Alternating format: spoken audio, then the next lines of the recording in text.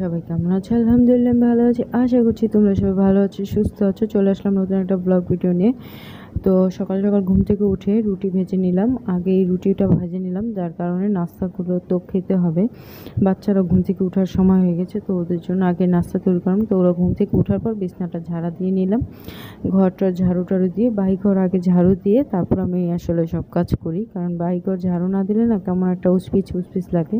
তো আমার মতো আসলে কি তোমাদের এরকম হয় কি না কমেন্ট করে জানিও। তো ঘরটা ঝাড়ু দিয়ে ওরা ব্রাশ ট্রাশ করে আসলেই আমি নাস্তা খেতে বসবো। আর ছেলেদেরকে নিয়ে একসাথে নাস্তা খেতে বসি সব সময়। আর আজকে রান্না করব হচ্ছে গিয়ে খাসির মাংস। তো খাসির মাংসটা আমি আগেই ভিজিয়ে রেখেছিলাম, সব কিছু করাই আছিল। এখন শুধু পেঁয়াজ কেটে পেঁয়াজটাকে সুন্দর করে মশলাগুলো মেখে আমি মাংসটা ম্যারিনেট করে রেখে দেবো কিছুক্ষণ সময়ের জন্য। আর তার ফাঁকে আমি ভাতটা বসিয়ে দিলাম, কারণ গ্যাস তো ভালো ছিল, তাই চুলায় আগে ভাতটা বসিয়ে দিলাম। ভাতটা হয়ে গেল, অনেকটা পরিমাণ রিল্যাক্স ফিল মনে হয় ভিতর থেকে, যে বাচ্চাদের জন্য রান্নাটা আগেভাগে হয়ে গেল। অন্তত ডাল ভাত হয়ে গেলেও বাচ্চাদের ক্ষুধা লাগলে কষানো মাংস দিয়েও ভাত খেতে দিতে পারবো। তো মশলাগুলো এখন মাখিয়ে নেব। আর মশলা তো বেশি কিছু দিই না, আমি জাস্ট হলুদের গুঁড়া, জিরার গুঁড়া, ধনিয়ার গুঁড়া, তারপরে শুকনো মরিচের গুঁড়া, জিরার গুঁড়া, ধনিয়ার গুঁড়া এগুলি আমি সবসময় দিই না। তবে হলুদের গুঁড়া, মরিচের গুঁড়া, তারপরে তোমাদের আদা রসুন বাটা, তারপরে হচ্ছে কি গরম মশলার গুঁড়া, বা অনেকে গরম মশলা বেটে দিতে পারো। গরম মশলা বেটে দিলে সবচেয়ে ভালো ঘ্রাণ আসে। আর সাথে একটা লেবু চিপড়ে দিয়েছি। তো আমি তরকারিটা বসিয়ে দিয়েছি, অনেকক্ষণ ম্যারিনেট করে রেখেছিলাম, কারণ জানো আমি ভাত বসিয়েছিলাম। তো ভাতটা রান্না হয়ে এলেও তারপরে আমি তরকারিটা বসালাম। অনেকক্ষণ ম্যারিনেট করে রাখলে হয় কি, যে মশলার মধ্যে যে মশলাগুলো দিয়ে আসলে মাংসটাকে ম্যারিনেট করি, সেই মাংসটার মধ্যে মশলাগুলো খুব ভালোভাবে ঢোকে। এজন্য একটু ম্যারিনেট করে রাখলে, বেশি না 15 থেকে 30 মিনিট রাখলেই এনাফ, এর বেশি সময় লাগে না। তো আমার মাংসটা একটু কষানো হয়ে গেছে আর একটু ঝোল ঝোল আছে, তো আমি আলুগুলো দিয়ে দিচ্ছি। তার কারণ হচ্ছে আলুগুলো দিয়ে দিলে আলুর মধ্যেও সেই মশলার যে স্বাদটা আছে সেটা ঢুকে যাবে, এজন্য আলুগুলো দিয়ে দিলাম। তো সাথে আলুগুলো সিদ্ধও হয়ে যাবে, আবার মশলাটাও আরও একটু ভালোভাবে কষানো হবে।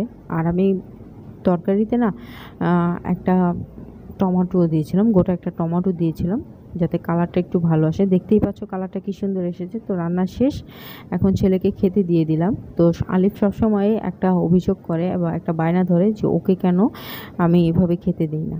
তো আজকে ওকে এইভাবেই খেতে দিলাম। আর ইয়ামিন জিদ করছিল যে দাদা খাচ্ছে হাতে, আমিও হাতে খাবো। তো এটার জন্য ওকে হাতে দিলাম। আর আমি মাংস তো খাবো, কিন্তু মাংস আমার তেমন একটা পছন্দ হয় না, মাংস আমার তেমন একটা ভালো লাগে না। আমি একটু ভর্তা হলে খুব ভালোভাবে ভাত খেতে পারি, মন ভরে ভাত ধরতে পারি, পেট ভরে খেতে পারি। এই জন্য আমি আজকে একটু মরিচ ভর্তা বানাবো, কাঁচা মরিচের ভর্তা। তো এই ভর্তাটা খেতে কিন্তু খুবই ভালো লাগে, গরম ভাত দিয়ে খেতে সবচাইতে বেশি মজা লাগে। আর এই ভিডিওগুলো হচ্ছে গিয়ে প্রায় 3-4 দিন আগের ভিডিও। যেহেতু দেশের পরিস্থিতি ভালো ছিল না, 3-4 দিন না, আরও 1 সপ্তাহ আগেই বলবো, যখন নেট ছিল না। যেহেতু দেশের পরিস্থিতি ভালো ছিল না, দেশের অবস্থা খারাপ ছিল, আর এখনও খারাপ আছে। তো যাই হোক, সেটা নিয়ে আমি কথা নাই বলি। তো নেট বন্ধ থাকার কারণে অনেক দিন কিন্তু পিছিয়ে যায়। সেই পিছিয়ে যাওয়ার কারণে যে ভিডিওগুলো করেছিলাম, যে ভিডিওগুলো করে রেখেছিলাম, সেগুলো তোমাদের সাথে শেয়ার করতে পারিনি। তো এখন সেই ভিডিওগুলো তোমাদের সাথে আসলে শেয়ার করছি। তো চলো, খেতে বসে গেছি, খাওয়া দাওয়া শেষ করে ঘুমিয়েছিলাম। তো ওরা এখনও ঘুমাচ্ছে, ইয়ামিন ঘুমাচ্ছে, আলিফ উঠে গেছে। তো ওদের জন্য একটু নাস্তা তৈরি করব। তো আজকে ভাবলাম একটু প্যানকেক বানাবো। তো প্যানকেক বানাতে কিন্তু বেশি কিছু লাগে না, সামান্য আটা, বা কেউ চাইলে ময়দাও দিতে পারো। ডিম তো প্রয়োজন পড়ে না, ডিম ছাড়াই করা যায়। তারপরে চিনি, একটু 1 চামচের মতো হচ্ছে গিয়ে তোমাদের মধু, তারপরে দুধ, আর হচ্ছে গিয়ে দুধ দিয়ে তোমরা পাউডার দুধ দিয়েও মিক্স করতে পারো, আবার হচ্ছে গিয়ে লিকুইড দুধ দিয়েও মিক্স করতে পারো। তো মিক্স করে ব্যাটারটা বানিয়ে সুন্দরভাবে কিন্তু করা যায়। আর আমার ঘরে যেহেতু নিউট্রেলা ছিল, তো আমি সেই চকলেটটাকে ভালোভাবে একটু ব্লেন্ড করে নিয়েছি। এখন আমার যেহেতু প্যানকেকগুলো হয়ে গেছে, আর তুমি তো দেখতেই পেলে আলিফ সেই প্যানকেকের বাটিটা চেটে খাচ্ছে, যেটাতে আমি ব্যাটারটা মিক্স করেছিলাম। তো বুঝতেই পারছো যে আসলে প্যানকেকটার ব্যাটারটা কত ভালো হয়েছিল, যে বাচ্চা ওইটাই খাচ্ছে। তো আমার প্যানকেকের মধ্যে আমি ক্রিমটা লাগিয়ে নিয়েছি, আর আলিফ ওইখানে ডট ডট দিয়েছে, মানে চৌকাট করেছে। তো যাই হোক, আমার প্যানকেকগুলো তৈরি হয়ে গেছে, দেখতেই পাচ্ছ। দাঁড়াও আমি তোমাদেরকে একটা কেটে দেখাই, কেটে দেখলে আসলে বুঝতে পারবে যে কেমন হয়েছে। তো বাচ্চাদের খাওয়ার জন্য আসলে এইরকম জিনিস তোমরা ঘরেই তৈরি করে খাওয়াতে পারো, দোকান থেকে কিনে এনে খাওয়াতে হবে না। খুব সফট হয়, খুব মজা হয় খেতে।